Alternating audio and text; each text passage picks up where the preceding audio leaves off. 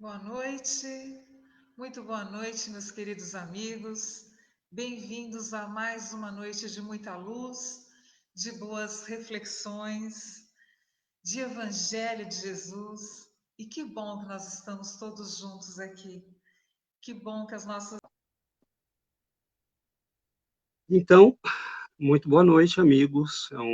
É um grande prazer, é uma grande honra que nós possamos estar todos juntos novamente.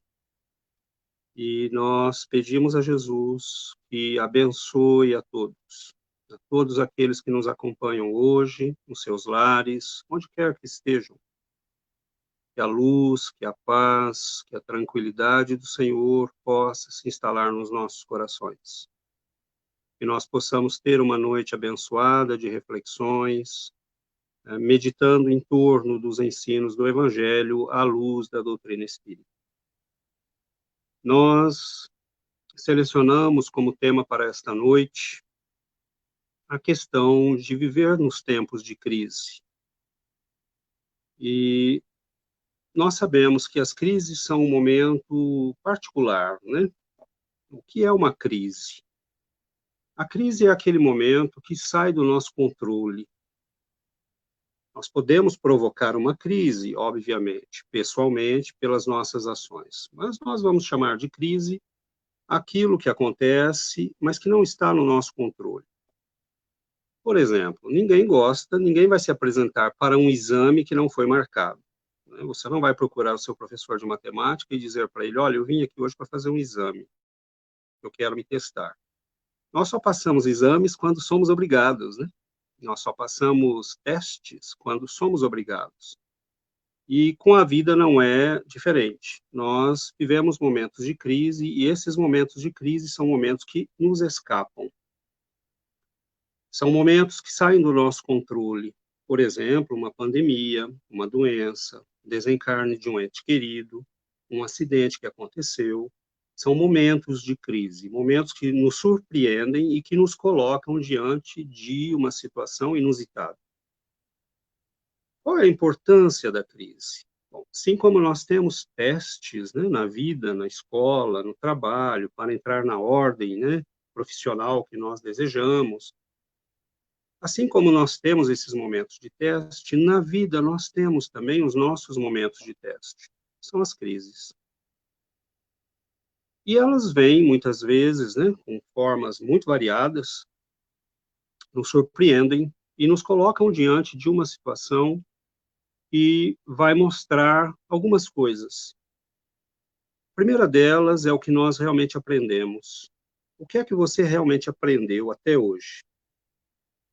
O que é que você realmente sabe? O que é que nós conseguimos realmente construir? O que é sólido e o que não é sólido? Então, nós dizemos, né, os antigos diziam que as crises são os momentos da vida em que nós separamos o garoto, o menino do homem, né?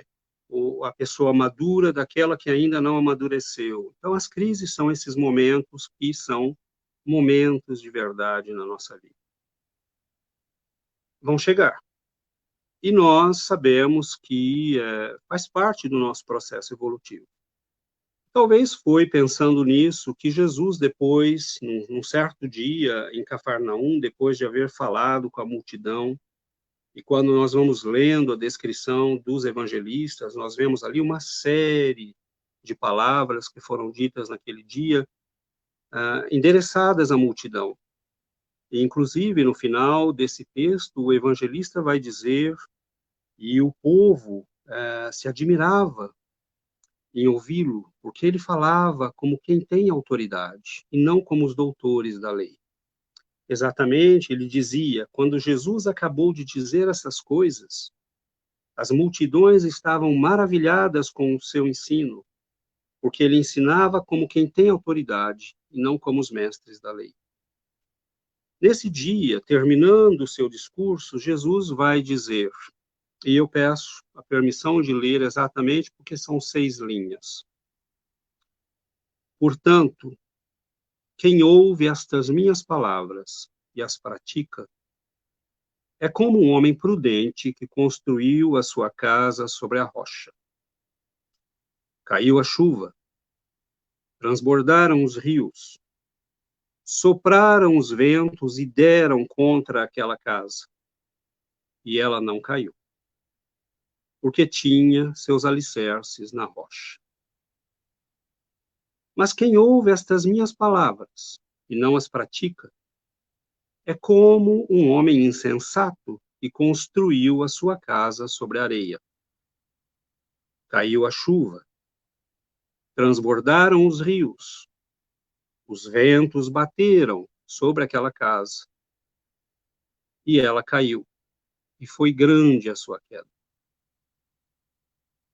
Nós notamos que estas palavras, ditas no final do discurso do mestre, era para dizer: aqueles que têm ouvidos de ouvir, ouçam, prestem atenção. E o mestre encerra ali o seu ensino, e como sempre, ele parte com os discípulos e a multidão o cerca, e ele se despede da multidão logo depois. Provavelmente Jesus havia pensado exatamente nesses momentos que nós todos vamos viver no transcurso da nossa vida, da nossa existência, mas não só de uma existência. Nós espíritas sabemos, nós temos um longo percurso já transcorrido, já percorrido, que nós temos muito mais a caminhar ainda. Nesta parábola, porque é um ensino figurativo, Jesus escondeu vários elementos. E nós gostaríamos de trazer à nossa reflexão conjunta hoje esses elementos. Porque nós acreditamos que se escondem ali algumas pérolas para a nossa meditação e para o nosso desenvolvimento espiritual. Primeira coisa é que nós temos que construir. Não há opção. Porque nós construímos todos com o mesmo material. O que é que nós construímos? Do que é que Jesus estava falando? Que casa é essa que o Cristo estava falando? Nós, obviamente, já temos elementos para saber que ele se referia à nossa individualidade, à nossa alma, à nossa personalidade, ao nosso eu consciente, à nossa alma eterna. E ele se dirigia às pessoas dizendo: àqueles que são sábios e constroem na rocha, àqueles que são insensatos e constroem na areia. Constroem o quê? A si mesmos, a nossa própria alma. Mas o mestre, se nós pararmos para pensar, nós todos construímos. Construímos com os mesmos materiais. Notem bem que nós temos todos vontade, pensamento, palavras e ações. E o mais importante de todos os materiais de construção, o tempo. Então, todos nós construímos com os mesmos materiais. Note que o tempo está disponível para todos. É um material de construção que é igualmente repartido. Todos nós, neste momento, estamos consumindo os mesmos minutos. Alguns na diversão, alguns na televisão, alguns fazendo nada, outros trabalhando, outros assistindo esta reflexão evangélica. Cada um de nós fez uma escolha, e o material de construção é o mesmo. Tempo, vontade, ações, palavras, pensamentos. Nós construímos com os mesmos materiais. E uma coisa que é igual para todos, nós todos sofremos os mesmos testes. Porque não ao mesmo momento, às vezes até no mesmo momento, Uma família atingida por um problema, uma coletividade atingida por uma calamidade, uma pandemia, por exemplo, nesse momento, nós todos estamos sendo provados pelo mesmo tipo de provação. A chuva caiu, os rios transbordaram, o vento bateu sobre aquela casa, e isto vai acontecer com todos. Não é uma questão de opção. Caibar Schutel, numa das suas mensagens, diz que nós levamos, assim, mais ou menos uns 10 anos de preparação para grandes eventos da nossa vida. Mas eles virão. E por que eles virão? Porque é preciso separar o que é sólido do que não é. É preciso separar o que é verdadeiro do que não é verdadeiro. É preciso colocar a cada um de nós diante de um espelho no qual nós vemos exatamente quem nós somos, sem enganações. Então, os ventos, né, as chuvas que Jesus fala nesta parábola, significam, né, simbolizam as provações. E essas provações são muito difíceis às vezes. Imagine, né, nós estamos sofrendo com uma pandemia, mas nós vivemos numa época que tem medicina, que tem remédios, que tem médicos. Imagine os nossos irmãos ou nós mesmos no passado, quando vivemos na Europa, a peste negra, a peste bubônica e outras que houveram, e nós não tínhamos nenhum recurso. Imaginem as pessoas que foram provadas pela guerra.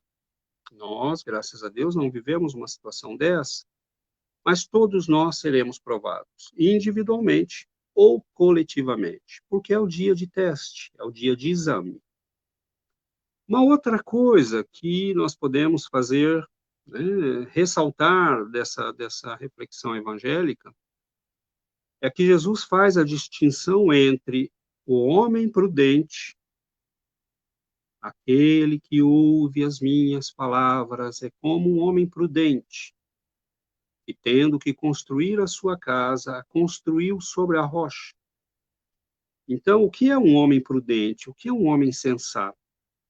É como nós fazemos a distinção entre aquele que é sensato e aquele que é insensato, aquele que é prudente e aquele que é imprudente.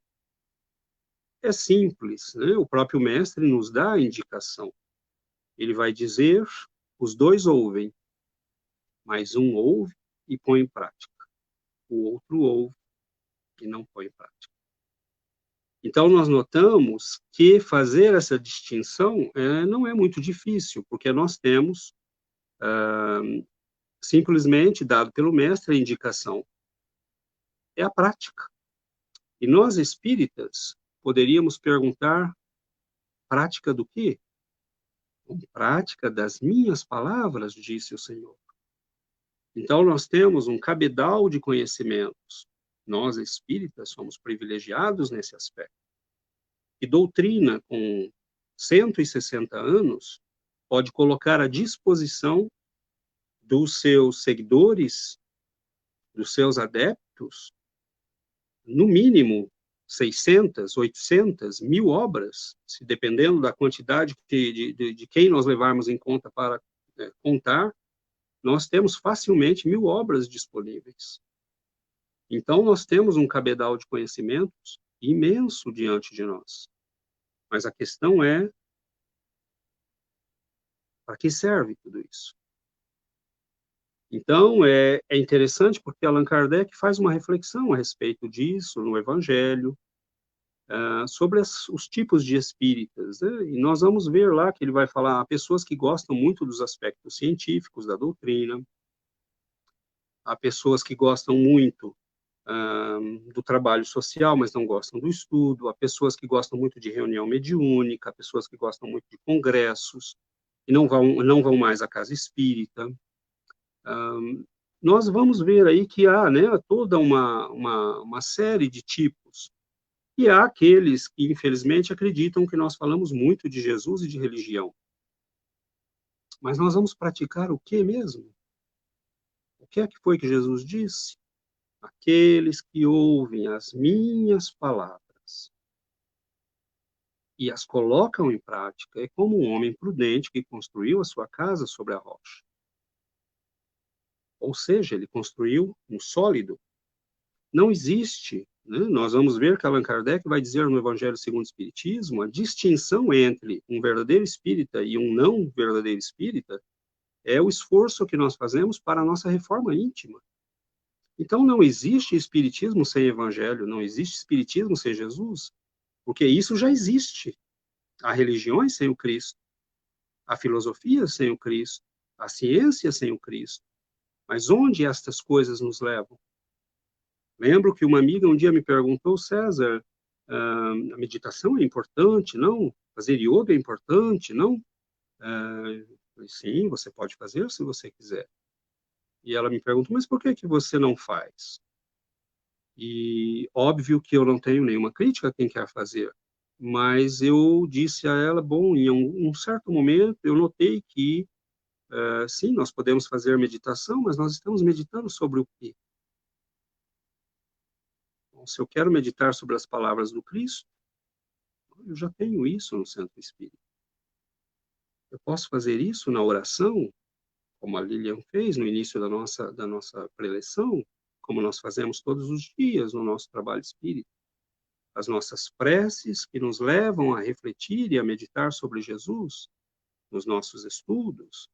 E eu quero algo que me ajude a transformar o velho homem cheio de erros, de defeitos, de equívocos, numa nova criatura. A meditação pode me ajudar, mas é o Cristo que nos tira de onde nós estávamos, nos leva aonde nós queremos ir. Sem Ele, nós não conseguiremos. E Ele próprio deixou muito claro isso. Se você quer vir ao Pai, eu sou a porta, eu sou o caminho, eu sou a verdade, eu sou a vida, eu sou a luz do mundo. E note bem, eu repito a frase, porque poderia ser um megalomaníaco dizendo isso, não? Mas o povo disse, depois de ouvi-lo, e eles se maravilhavam do seu ensino, porque ele falava como quem tem autoridade, como quem sabe do que está falando. Então, meus amigos, vem aí a questão, né, nós já fizemos uma série de distinções, vem aí a questão de construir na rocha e construir na areia. O que é que o mestre quis dizer com isso? Construir na areia é construir no que é frágil, é construir com o olhar na matéria, é construir sobre aquilo que é temporário, sobre aquilo que passa. Construir na rocha é construir no que é sólido, naquilo que dura, naquilo que é eterno. Construir na matéria é investir no eu que nós temos presentemente, nesta vida, no seu título profissional, familiar, na sua riqueza, nos seus bens.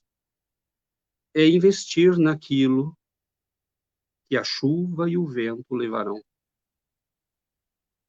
Por que é que nós construímos na areia? Muitas vezes sabendo, porque notem bem, nós temos duas pessoas, a comparação do mestre é muito precisa. Nós temos duas pessoas, as duas ouviram o que foi falado. Uma pôs em prática, a outra não. A que pôs em prática construiu na rocha, mas construir na rocha não é fácil. Tenta fazer um alicerce, tentemos fazer um alicerce na rocha. Difícil. Às vezes precisa de picareta, dinamite, porque nós temos dificuldade. Tem que trabalhar muito. Então, construir na areia é muito fácil, né? Porque nós temos já do nosso passado a ilusão de que vale a pena investir em ter uma profissão de renome, em sermos reconhecidos socialmente. Nós temos pressa, né? Nós queremos resultados rápidos. Tem certeza que tem que estudar tanto? Tem certeza que precisa tanto tempo? Não dá para dar um jeitinho? Então, nós vamos vendo que construir na rocha é você dizer, eu sou uma alma eterna. E eu não vim, como diz Emmanuel, nós não viemos a este mundo para uma estação de repouso. Nós viemos resgatar alguém. Nós viemos salvar alguém.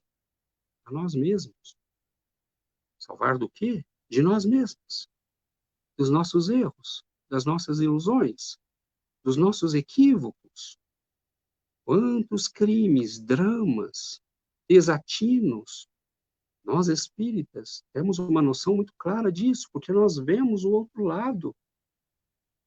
Nós assistimos nas reuniões mediúnicas os dramas, nós lemos nos romances as histórias.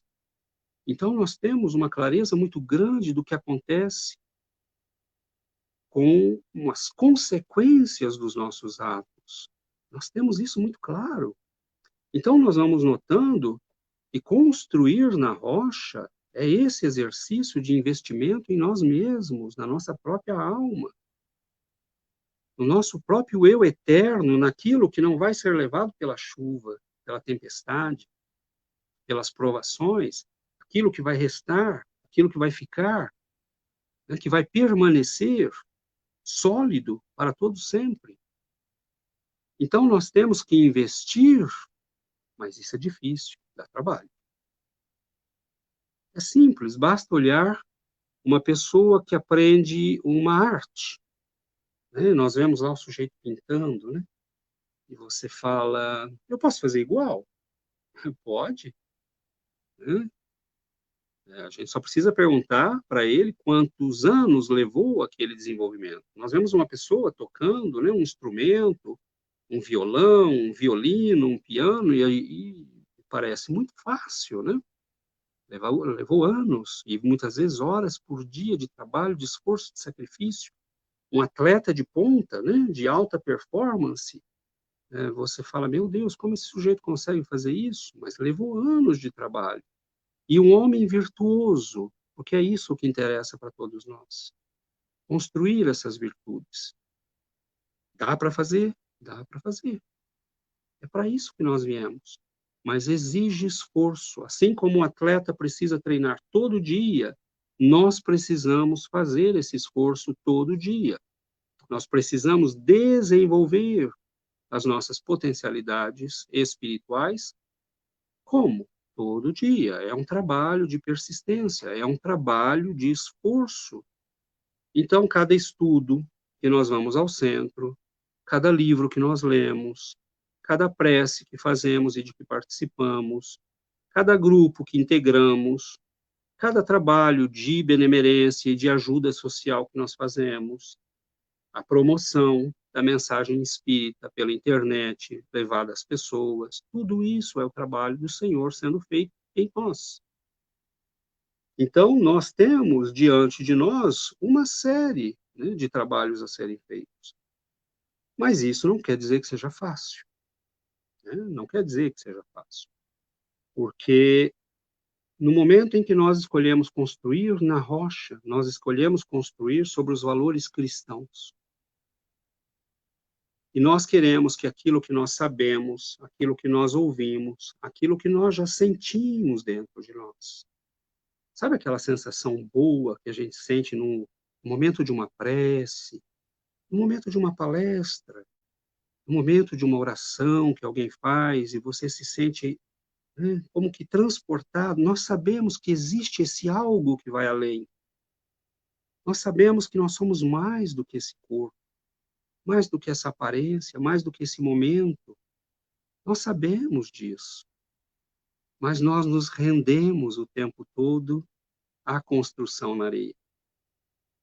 Nós voltamos sempre aos mesmos velhos hábitos, porque nós temos milênios de hábitos desenvolvidos. E aí, o dia que você quer desenvolver aquela virtude, hoje eu vou ser paciente, parece que é naquele dia que dá tudo errado, né? Parece que é naquele dia que acontece tudo para tirar a sua paciência. Mas é exatamente assim. É assim que funciona. Porque é quando você escolhe você mesmo ser prudente e começar a trabalhar a si mesmo antes que chegue as chuvas, enchentes e os ventos. Então, o que é um homem prudente? É aquele que prevê, é aquele que começa antes. Bom, eu não sei quando virão as chuvas, não sei quando virão as tempestades, mas eu vou começar a construção devagarzinho. Vou fazer um pouco por vez. E essa construção é muito difícil, mas não é impossível.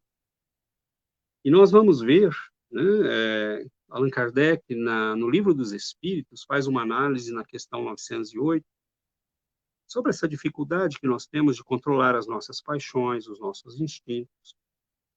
E ele vai nos mostrar ali que nós, as nossas paixões, elas vêm de, quase que 100% do tempo, elas vêm de necessidades naturais. Por exemplo, a necessidade de reprodução. de sobrevivência, você precisa comer. Mas note, aí ele começa a nos dizer, o apego à sexualidade desregrada e à afetividade desregrada, isso não é natural. Isso é o exagero da necessidade natural. A gula está baseada na nossa necessidade de se alimentar. Mas o exagero dessa necessidade nos leva à gula. Então, ele começa a nos dar exemplos que mostram que nós, finalmente, caímos numa armadilha, que é a armadilha de termos nos apegado a esses elementos que no início eram naturais e termos exagerado isso. E aí nós desenvolvemos um padrão de ação no qual nós sempre queremos ter isso, mas numa quantidade que não é necessária. E é aí que nós temos as paixões. E aí ele vai dizer, nós temos diante de nós um corcel, um cavalo, com grande potencial, com grande energia, mas que está completamente descontrolado. Coloque esse cavalo sob rédeas e coloque-o para trabalhar para você. Então, nós notamos que não é uma questão de eliminar as paixões, mas de disciplinar as paixões. Deixar, né, as nossas energias destrambelhadas e soltas é construir na areia. Nós já fizemos isso século após século. E aí, quando batem as tempestades, nós caímos fragorosamente. E foi grande a ruína daquela casa, diz o Senhor. Então, notemos que é de uma sabedoria e de uma profundidade muito grande. E Allan Kardec vai nos dizer, pergunta 909, pode o homem, pelos seus esforços, vencer as suas más inclinações? Sim, e frequentemente fazendo esforços muito insignificantes. Notem isso. O que lhe falta é a vontade.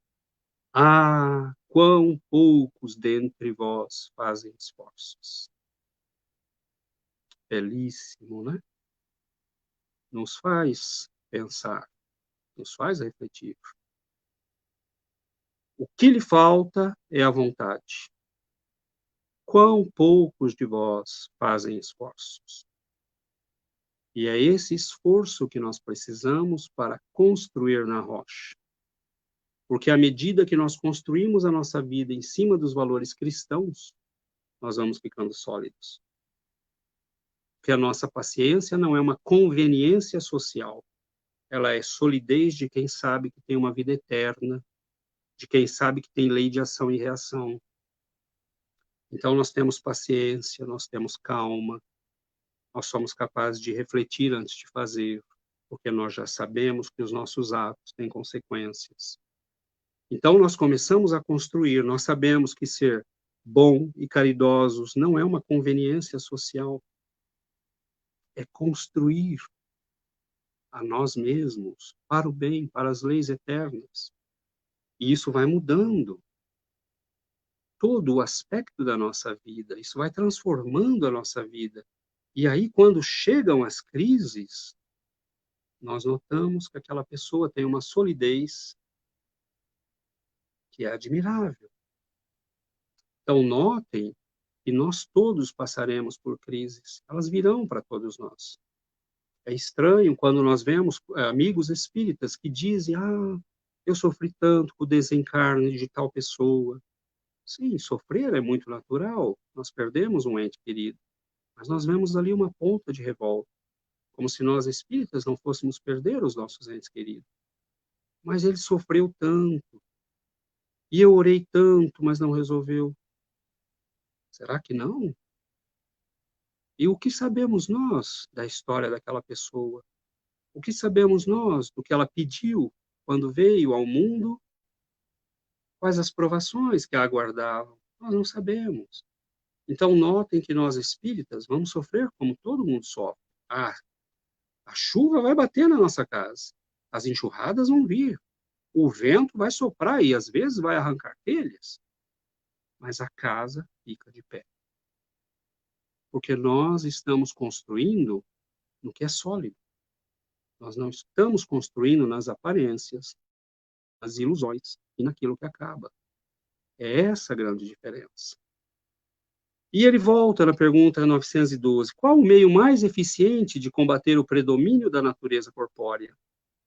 A abnegação. Praticar a abnegação. Então, notem que todas as nossas construções na areia são baseadas em dois pilares: egoísmo e orgulho, como nos explicam os benfeitores no Evangelho segundo o Espiritismo. Quais são os maiores males da alma humana? O egoísmo e o orgulho. E eles, vai dizer um benfeitor espiritual, no Evangelho segundo o Espiritismo, colocaram a perder civilizações. Notem bem, é extremamente sério isso. Porque homens em posições de mando que agiram com orgulho ou com muito egoísmo levaram a perder, muitas vezes, povos inteiros. Vejamos Napoleão Bonaparte, por exemplo, que não soube parar, queria conquistar o mundo todo, quando ele poderia ter parado e construído um país maravilhoso para o seu povo. Então, egoísmo e orgulho são pilares muito frágeis, porque não aguentam as tempestades, não aguentam as provações, não aguentam as chuvas fortes e os ventos que batem sobre nós. Então, nós temos que praticar a abnegação. Abnegar-se, negar a si mesmo, ou seja, negar o homem velho que existe em nós. Porque nós falamos de abnegação como se fosse um sofrimento. Ah, então eu não vou mais isso, eu não vou mais aquilo. Não, não é isso. Não é deixar de comer a sua comida preferida durante 3 meses. Você pode fazer isso, se é uma tradição espiritual sua, mas não é isso. Também não é dar o melhor lugar sempre para as pessoas. Você pode fazer isso como parte da sua abnegação, mas abnegar-se é negar direitos ao homem velho que existe em nós. Aquele que quer tomar as coisas porque quer tomar, porque ele precisa ser o primeiro, porque ele é mais importante que os outros, porque ele acha que tem alguma coisa. E Santa Ângela de Foligno nos diz isso numa das suas palavras, das suas instruções espirituais. O orgulho vem de nós acharmos que temos alguma coisa. Nós não temos nada. Nada. Nós não temos nada. Nada é nosso. O planeta não é nosso, o corpo não é nosso, a família não é nossa. Nada é nosso. Tudo pode nos ser tirado a qualquer minuto. E por que nós temos a impressão de que temos alguma coisa? Nós não temos nada. Então, é muito profundo quando nós começamos a olhar a vida assim. Porque aí nós começamos a dizer, não, vale a pena construir naquilo que vai sobreviver. Vale a pena construir naquele eu que vai se levantar no momento que o corpo não se levantar mais. E eu quero que ele se levante honradamente. E eu quero que pela primeira vez em muitos milênios eu esteja de pé diante do Senhor e diga, Senhor, dessa vez eu tentei pelo menos. Dessa vez eu fiz um esforço. Eu lutei. Eu peguei a picareta da vontade e fui cavucando, Senhor, na rocha. E eu tentei construir a minha vida sobre os teus ensinos. O Mestre nos conhece. O Mestre nos conhece. E ele vai saber se isso é verdade ou não. Mas se você falar assim, ele sabe que é verdade. Porque você vai ter a alma leve. Você vai ter a alma de quem não conseguiu tudo, de quem não conquistou tudo, de quem perdeu muitas batalhas. Mas é esta a luta. É esta a luta. Nós não viemos para uma estação de repouso. Nós viemos para uma luta. E é uma luta árdua, é uma luta difícil. Então, meus irmãos, nós temos, né, dentro da doutrina espírita, essa bênção maravilhosa. Caminhamos para o final das nossas reflexões, e eu gostaria de ressaltar a importância da doutrina espírita para o entendimento destas mensagens. Veja que nós falamos que nós construímos todos com os mesmos materiais, o tempo. O tempo é um privilégio. Então, nós estamos em tempos de crise. Sim, é verdade, tempos de provação. Bom, ou nós usamos esse tempo a nosso favor para desenvolver as qualidades que nos faltam. Você está sem paciência? Essa é a hora de desenvolver paciência. Mas não desenvolver paciência ficando em casa e dizendo, eu vou ter paciência, eu vou ter paciência. Não. Desenvolver paciência é se aplicar em algo. Você pode viver no tédio ou desenvolver projetos. Aquela língua que você queria aprender, talvez seja a hora de começar. Aquele trabalho na casa espírita que você queria começar, por que não começar já o planejamento online com os seus amigos? Nós vemos gente fazendo evangelização online, palestra online, estudos online. Bom, se é esse o momento, vamos começar. Então, nós vemos que a doutrina espírita nos convida a uma reflexão sobre o uso do tempo. Ele é extremamente importante, porque o tempo é um tijolo e se você não usou, ele se desfaz. Você tem um monte quando começa a vida. E você tem que construir com ele. Mas cada segundo é um tijolo que desaparece. E com o tempo vai sobrando pouco. Então não adianta chorar. Acordou agora? Constrói com o que tem. Faça o melhor. Multiplique o trabalho. Faça mais. E aí você vai construir com esse mesmo material o que outros com muito tempo não estão construindo. Porque é a qualidade do nosso tempo que importa, não só a quantidade. Nós temos uma reflexão importante em face do sofrimento. Nós vemos muitas vezes as pessoas correndo do sofrimento para evitar o sofrimento, para evitar a dor. Nós espíritas já entendemos que às vezes é o sofrimento e a dor que são os nossos melhores amigos.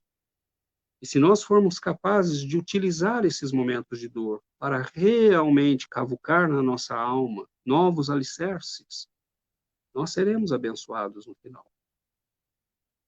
Nós temos uma reflexão a tirar disso tudo com relação aos erros.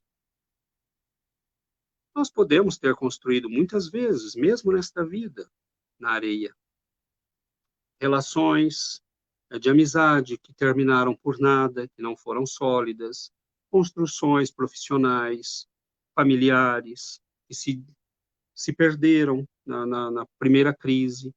Não importa, nós erramos, recomecemos. É esse o nosso privilégio, como filhos de Deus. Nós podemos recomeçar. Não adianta ficar chorando, não adianta se arrepender e ficar com remorso, porque remorso significa ficar mordendo a si mesmo. Você teve uma ferida, teve um machucado, não fique cutucando. Procure remédio. O remédio é o uso do tempo, é o uso do trabalho, é o uso do amor nas nossas vidas. Então, nós, espíritas, temos uma bênção diante de nós. Vamos usar o nosso tempo. Será que não é hora de começarmos a estudar aquela coleção André Luiz, reler os romances de Emmanuel e aqueles 500 livros do Chico que ainda nós não lemos? Estão nas prateleiras, em algum lugar, esperando para ser lidos. Nossa, César, mas é muita coisa. Existe uma coisa maravilhosa, que é o poder da migalha, o poder do pouquinho. Note que um pássaro constrói seu ninho buscando palha por palha. Nós construímos a nossa casa tijolo por tijolo. Nós construímos o nosso conhecimento livro por livro, exercício por exercício. Uma pessoa faz uma obra de arte pedacinho a pedacinho. Você vai fazer um crochê, mas você começa, só tem linha ali disforme. Então, é ponto por ponto. O poder da migalha é maravilhoso. Leia um livro por mês. Mas isso eu dou conta. Vamos lá, então. Nós temos um trabalho maravilhoso diante de nós a ser feito.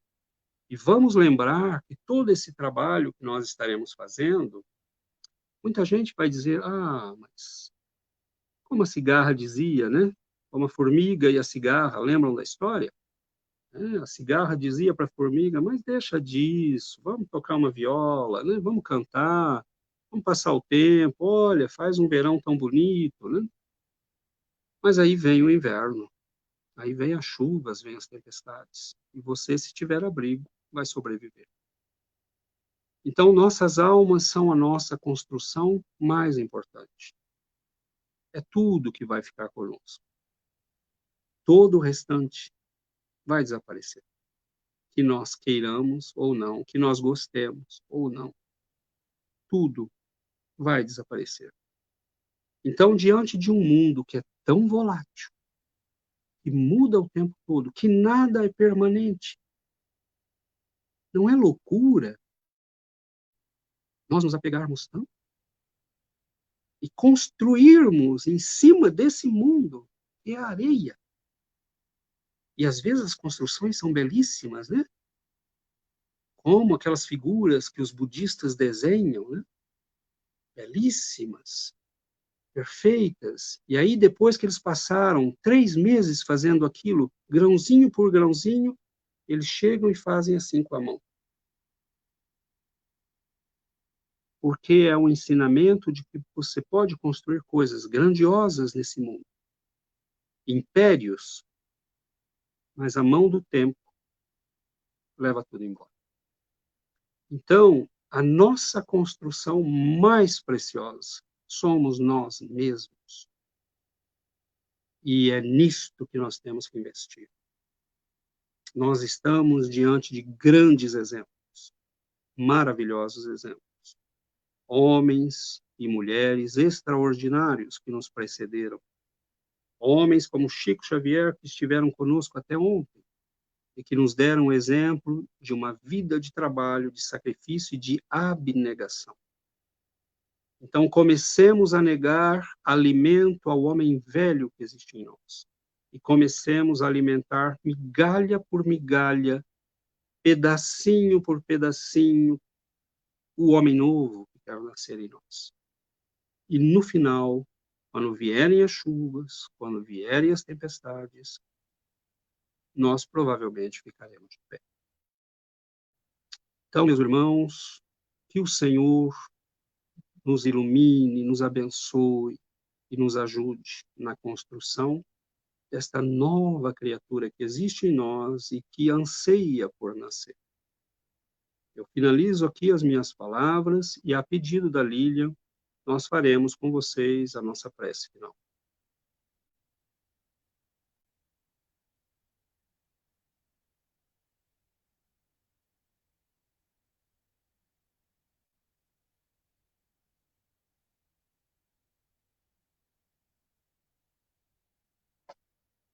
Eu estou só colocando uma musiquinha. Nós vamos fazer a nossa prece.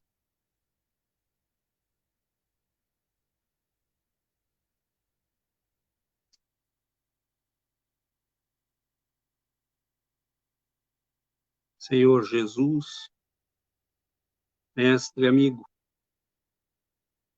nós elevamos, Senhor, a nossa alma e o nosso coração,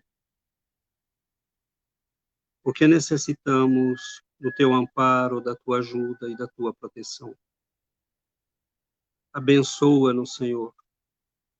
Ampara a cada um de nós. Ilumina o nosso caminho, mestre. Ilumina o nosso coração. Ajuda esta criatura frágil que começa os primeiros passos na vida e na imortalidade. Mestre querido, abençoa-nos, Senhor, abençoa os nossos lares, abençoa o trabalho espiritual, abençoa esta casa que nos recebe e nos acolhe. Mestre querido, que o teu amor, Senhor, preencha os nossos corações e que nós aprendamos, Senhor, a seguir os teus passos, que nós possamos, Mestre, olhar o teu sacrifício, vindo das esferas iluminadas e superiores para conviver com as nossas dores e misérias. Ajuda-nos, Senhor, a extrair da terra e do cascalho dos nossos erros o diamante precioso que poderá um dia, Senhor, refletir a tua luz. Fica conosco, Mestre. Ilumina e ampara cada um de nós, e que o teu amor seja a rocha sobre a qual nós construiremos, Senhor, a nossa nova vida. Muito obrigado, Mestre. Que assim seja, Senhor.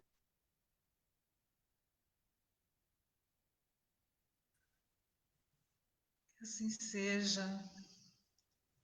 Muito obrigada, meu amigo. Muito obrigada mais uma vez por reflexões tão boas, tão profundas para todos nós. E o melhor é essa serenidade. Como conversa com uma serenidade, com uma paz. É verdade, já falei isso, isso é muito bom, porque traz para a gente que está ouvindo, e você vai depois ver os comentários, todo mundo gostou bastante, mas traz para a Obrigado. gente que está ouvindo paz, serenidade, tranquilidade. E essa é a proposta, né? Então, muito obrigada, porque isso nos faz muito bem. E você estava falando, César, e eu pensando, né, em tudo isso que está acontecendo realmente, os verdadeiros valores que a gente tem que acordar no nosso, não gosto de dizer no nosso espírito, é em nós, né? Nós somos o espírito. Então, acordar em nós os verdadeiros valores é o despertar da consciência de espírito imortal. A gente Exatamente. despertando essa consciência, não é isso, César? A gente vai Viver como um deixando. espírito, né? Exatamente, exatamente. Viver como um espírito. E, e aí os valores são outros, né? E aí a gente vai ter uma construção bacana. É o que nós estamos tentando. Muito bom, foi muito bacana mesmo. Eu Eu que acho agradeço. não, tenho certeza. Para todos nós foi uma noite muito especial. Eu que agradeço com muita alegria no coração. É sempre uma oportunidade e é um meio de eu lembrar a mim mesmo que eu preciso guardar. Para todos nós, com certeza, é isso Muito mesmo. obrigado. E o César, gente, o César, ele está morando no Canadá, mora em Sherbrooke, é esse o nome da cidade, né, César? Isso. E como eu disse para vocês, estaria conosco presencialmente e não foi possível diante de tudo isso que aconteceu. Eu estou comentando de novo, porque teve gente que chegou depois, Nós mas estaríamos em Catanduva e na região visitando bacana, né? amigos, familiares, Família, isso mas não mesmo. faltará oportunidade, Com se Deus quiser, certeza, logo com nós estaremos certeza. por aí. Isso mesmo. E aí a Associação Espírita Nova Era já se compromete aqui com todos que quando o César estiver por aí, a gente vai estar ali no pé dele. Tem que vir fazer uma palestrinha para gente. Vai ser uma alegria, vai ser uma honra e vai ser um prazer rever amigos que eu conheço de longa data. E estou à disposição, agradeço a oportunidade de trabalho que me foi oferecida. Para mim é uma Legal, grande alegria. muito obrigada. E, gente, só uns recadinhos então para terminar. Sábado tem programa Espaço Espírita. Então, sábado, se você ainda não conhece o programa Espaço Espírita, busca lá na página do Facebook, programa Espaço Espírita, às 10 horas da manhã, uma live ao vivo. Esse sábado é a cargo, o programa está a cargo do nosso amigo Prete, nosso irmão que faz aniversário hoje. E parabéns de novo, Prete, para você. E o Prete, ele vai falar sobre o seguinte tema: Cristo em casa. Então vamos lá buscar aprender um pouquinho, refletir um pouquinho com o Prete, que sempre traz ótimas reflexões para todos nós, sábado às 10 horas. No mais, gente, compartilhe esse vídeo. Se você assistiu pelo YouTube, deixa lá um like para gente, se inscreve no canal. Se você não assistiu, depois vai lá no YouTube e faz isso. E também aqui compartilhe o vídeo do Facebook, tá bem? Outra coisa só para terminar e fechar, a USE Catanduva também tem página aqui no Facebook. Nós temos feito palestras incríveis na página da USE. Está funcionando muito bem, todo mundo curtindo bastante.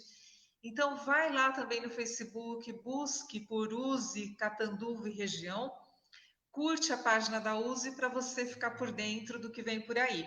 Mas eu vou dar um spoiler, tá? Pequenininho.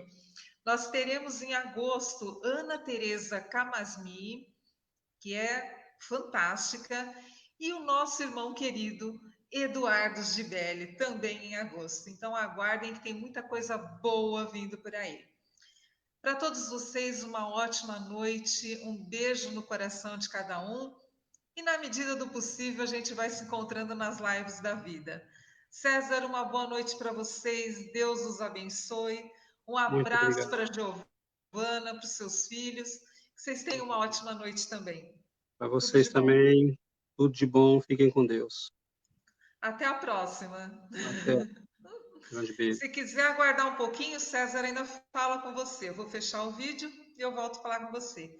Ok. Gente, beijo no coração de todos. Uma boa noite. Boa noite.